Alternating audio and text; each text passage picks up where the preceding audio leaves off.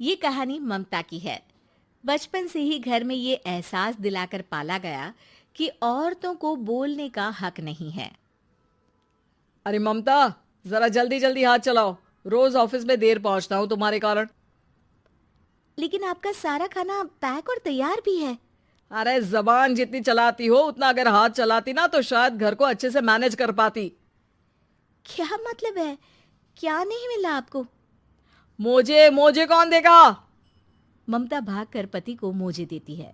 वो हर किसी का ख्याल रखती, लेकिन उसके घर में रोज का रोना लगा रहता। अरे माँ, आज स्कूल में टीचर ने मुझे फीस के लिए डांटा। माँ, मुझे अच्छा नहीं लगता कि स्कूल में फीस के पैसों के लिए मुझे कोई भी बात सुनाए। अरे पर बेटा, ये तो पापा करते हैं ना, सारा ऑनलाइन। मुझे तो इसकी जानकारी भी नहीं है। हाँ हाँ, बना लो बच्चों के सामने मुझे बुरा। अरे करता तो मैं ही हूँ, माना, लेकिन मुझे कोई सपना थोड़ी ना आएगा कि बच्चों की फीस जमा करनी है। अरे बताओगी तो तुम ही ना। ममता की अब ये आदत में शुमार हो चुका था। वो हमेशा हर बात के लिए खुद को ही दोषी मानती। एक दिन वो पड़ोस की दोस्त से कहती है, समझ नहीं आता यार, मैं इतनी डम कैसे हो सकती हूँ। बात तो सही भी है ना। अब पति बेचारा नौकरी करे, पैसे कमाए, या फिर ये देखे कि बच्चों की फीस का वक्त है। क्या करूँ यार। पता नहीं, मेरे पति तो सारा काम खुद ही करते हैं। वो तो कहते हैं कि तुम थक जाती होगी, सारा दिन घर बाहर बच्चे तो। अच्छा, ऐसे भी पति होते हैं क्या? अरे क्या बात कर रही है? भाई साहब कभी तुझे किसी बात के लिए सुनाते नहीं? किसने कहा नहीं सुनाते? अरे ये पति चीज ही ऐसी होती है कि बिना पत्नी को सुनाए उन्हें चैन की नींद कहाँ आती है। तो तू भी परेशान रहती होगी कि कैसे, क्या, कब भूल गई। अरे वो तो मुझे बस इस बात के लिए ताना देते हैं कि मैं वक्त पर खाना क्यों नहीं खाती या पार्लर जाकर अपनी साज सज्जा क्यों नहीं करवाती। पड़ोसन बोल ही रही होती है कि ममता के बेटे की आवाज आती है। अरे माँ, क्या हो गया? लग नहीं रहा कि आज आप मुझे पानी भी देगी। अरे कब से खाने के लिए वेट कर रहा हूँ। अरे यार, मैं चलती हूँ। बेटा खाने के लिए वेट कर रहा है, मैंने उसे खाना भी नहीं दिया। अरे 12वीं में पहुंच चुका है तुम्हारा बेटा, उसे बोलो खुद पानी लिया करे। मैंने तो अपने बच्चों को काम करना सिखाया है। अरे यार, खुद की भी तो कोई लाइफ है। माना जब नहीं कर सकते थे तो किया, लेकिन अब इतने बड़े बच्चों की हर बात मानेंगे तो मुश्किल तो अपने को ही होगी। ममता को पड़ोसन की बात में दम तो लगता है, लेकिन करे क्या, आदत भी तो खुद ही ने डाली थी। ममता घर जाती है कि तभी बेटी आ जाती है। माँ, परसों मुझे एक शादी में जाना है। तेरी वो जो लाल वाली साड़ी है ना, उसे दे देना। मैं आज जाकर टेलर को दे दूंगी, वो उस साड़ी से सूट बना देगा।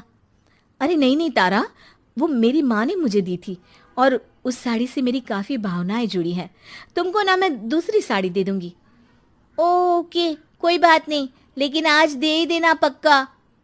तारा माँ की साड़ी से सूट बनवाकर पार्टी में जाती है, लेकिन जब वो पार्टी से लौटती है, क्या है, मैं तो समझ ही नहीं पा रही हूँ। अरे जब वो साड़ी मांगी थी तो ये छल्ली सी साड़ी क्यों दे दी?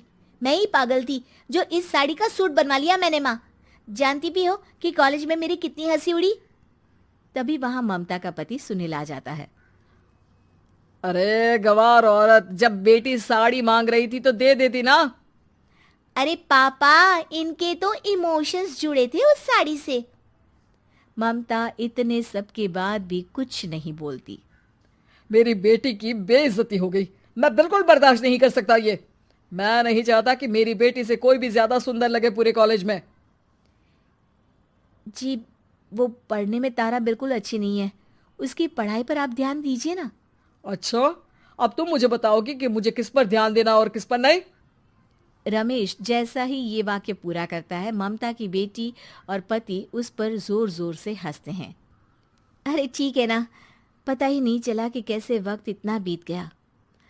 अरे कैसे पता चलेगा माँ, हम लोगों के पीछे जो तू बैताल की तरह चिपकी रहती थी, तुझे कैसे वक्त का पता चलता? ममता को पहले सास ससुर, फिर पति और बच्चों की तरफ से इस तरीके की बातें सुनकर उसका मन बहुत दुखी रहता था। एक दिन, सुनो ना, बहुत दिनों से कमर के नीचे बहुत दर्द रहता है। कल मैंने देखा तो एक फोड़ा था। अरे ममता, एक बार अपने पति से बात करो, वो तुम्हारा फोड़ा डॉक्टर को दिखा देंगे। अरे नहीं नहीं, वो तो गुस्सा हो जाएंगे। अरे क्यों गुस्सा हो जाएंगे? तुमको दर्द है? हाँ, लेकिन वो यही बोलेंगे कि ऑफिस जाऊं या फिर तुम्हें लेकर डॉक्टर के पास। तो बेटे से ही बात कर ले। अरे वो तो मैं कर लूं, लेकिन फोड़ा है ऐसी जगह कि उसे बताते मुझे शर्म आएगी। लेकिन कुछ ना कुछ तो करना जरूरी है ना। ऐसे कब तक फोड़े के दर्द से तड़पती रहेगी? अब तो सोच रही हूँ कि इनसे बात कर ही लूं, वरना दर्द के मारे कहीं मर ना जाऊं। लेकिन शाम को, ममता, क्या किया तुमने आज? खाने के डिब्बे में कैसा खाना दिया था? दाल खराब हो गई थी। कब की थी? दाल तो मैंने सुबह ही बनाई थी, खराब कैसे हो गई? अच्छा सुनिए ना, मुझे कहना है कि अरे गरम दाल बंद करोगी तो ऐसा ही होगा ना। बेइज्जती हो गई सबके सामने मेरी। ऑफिस वालों ने ऐसा मजाक उड़ाया कि क्या बोलूं। कल से ठीक से खाना देना है तो देना, वरना खाना देना बंद कर देना। बाहर खा लूंगा मैं। ममता, जो पति से अपनी परेशानी बताने वाली थी, वो अब ये सोचने लगती है कि कल से पति को खाने में क्या दे। अगले दिन ममता थकी थकी सी हालत में, आप लोगों के लिए नाश्ता बना दिया है, खाना बनाने की हिम्मत नहीं है आज तो। रात भर सोकर थक गई है ना, इसीलिए तो खाना नहीं बना सकती। हिम्मत नहीं हो रही है, मैं बस सोने जा रही हूँ। बस मैडम को सोने का बोल दो, फिर देखो कैसे सोती रहती है। माँ, फिर वही पराठा सब्जी। अरे हमारे साथ के दोस्त एक से बढ़कर एक नाश्ता खाना लेकर आते हैं, आप तो बस। सभी घर से निकल जाते हैं, लेकिन जब शाम को बेटा घर आता है तो घर में अंधेरा रहता है। बेटा लाइट चलाता है। क्या माँ, तुम्हारा भी जवाब नहीं है बिजली का बिल बचाने के लिए? वो बोल ही रहा होता है कि सामने माँ जमीन पर लेटी मिलती है। वो उसके पास जाता है। अरे माँ, क्या हो गया माँ? तभी वहां पड़ोसन आती है। अरे बेटा, तुम्हारी माँ के पैर के पास एक फोड़ा है, जिसके कारण ये लगातार कमजोर होती जा रही थी। मैंने उसे पहले ही कहा था कि घर में बता दो, लेकिन तुम्हारी माँ किसी को तंग करना नहीं चाहती थी। तभी वहां डॉक्टर आ जाता है। अरे इनके ऑर्गन में दिक्कत है, कोई बात है जो इनके मन में खटक रही है। अरे नहीं नहीं, इसके मन में कोई बात नहीं है। कोई काम है नहीं ना इसके पास, सारा दिन बस घर में ही रहती है। देखिए, मैं तो ये नहीं जानता, लेकिन हाँ, इनके मन में हमेशा कोई बात रह जाती होगी, इसीलिए उनकी ये हालत है। अगर आप समय से नहीं ले आते तो हो सकता था कि। अरे नहीं नहीं डॉक्टर साहब, हम पूरी कोशिश करेंगे कि वो ठीक हो जाए। हम लोगों ने अपनी ही परेशानी माँ के सामने रखी, लेकिन किसी ने माँ की दिक्कत को जानने की कोशिश तक नहीं की। हाँ, मैंने भी ममता को हमेशा घरेलू जरूरत से ज्यादा काम का नहीं सोचा था। ममता को होश आता है और वो खुद को अपने बेडरूम में देखती है। वो उठने की कोशिश करती है कि माँ, अब आप नहीं उठेंगी। हम लोग है ना, हम लोग आपको पूरी तरह से खुश रखने की कोशिश करेंगे।